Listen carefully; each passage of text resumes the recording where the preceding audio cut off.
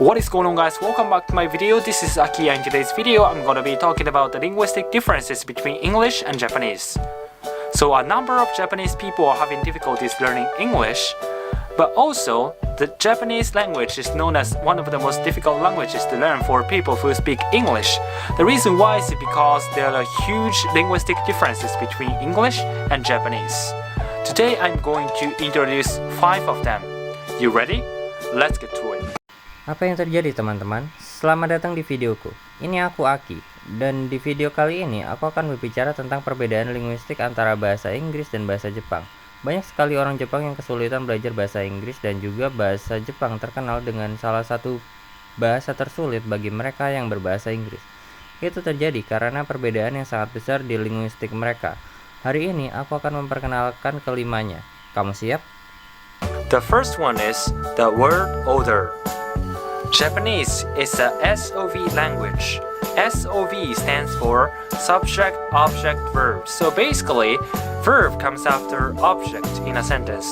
But English is a SVO language, where object comes after verb in a sentence. This takes some getting used to for both English and Japanese learners. Yang pertama adalah susunan kata. Di Jepang menggunakan SOV. S untuk subjek, O untuk objek, dan V untuk verb. Pada dasarnya, verb datang setelah objek. Sedangkan bahasa Inggris menggunakan susunan kata SVO, di mana objek datang setelah verb. Ini membutuhkan waktu untuk mereka yang belum terbiasa menggunakan kedua bahasa tersebut. The second one is accent. All the languages are categorized into 2 groups in terms of accent. Pitch accent language like Japanese, and stress accent language like English.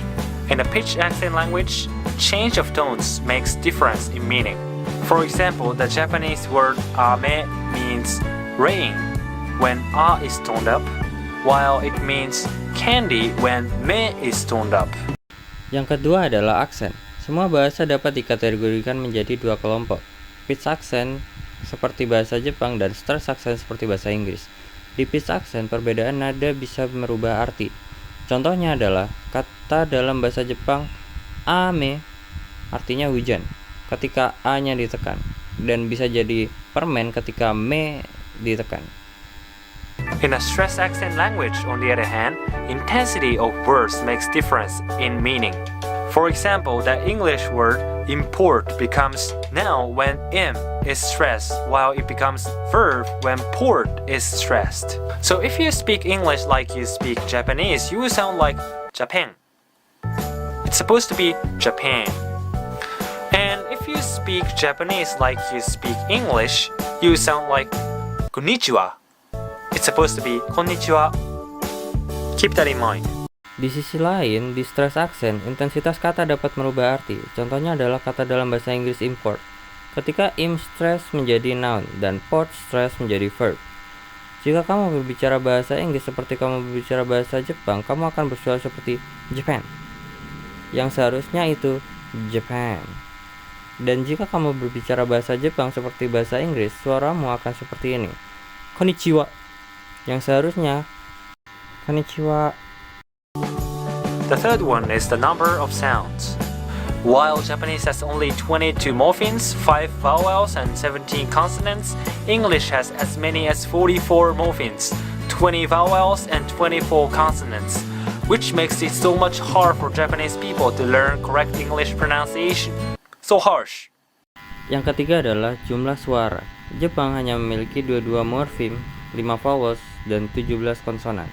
Sedangkan bahasa Inggris memiliki 44 morfem, 20 vowels, dan 24 konsonan, yang mana membuat orang Jepang kesusahan dalam menggunakan bahasa Inggris yang baik dan benar. Sangat kasar.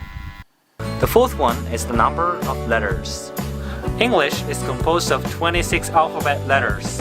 If you distinguish small letters and capital letters, it goes up to 52 letters. But in Japanese, there are 3 writing systems: hiragana, katakana, and Chinese letters.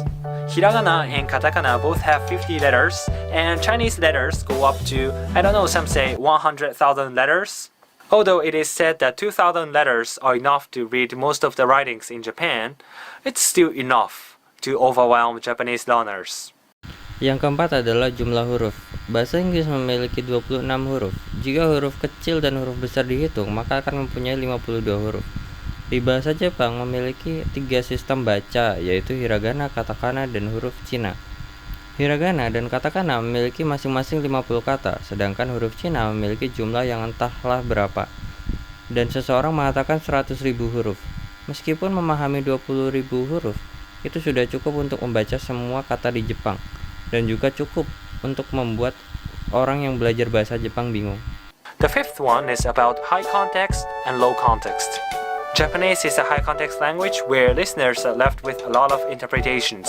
Japanese people don't dare to say something which is obvious to the listener, so things like omission of subject or incomplete sentence always happens.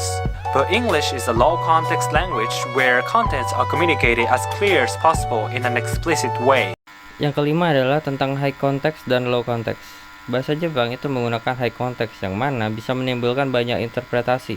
Orang Jepang tidak berani berbicara hal yang sudah sangat jelas konteksnya, dan sering juga mereka tidak menggunakan full kalimat.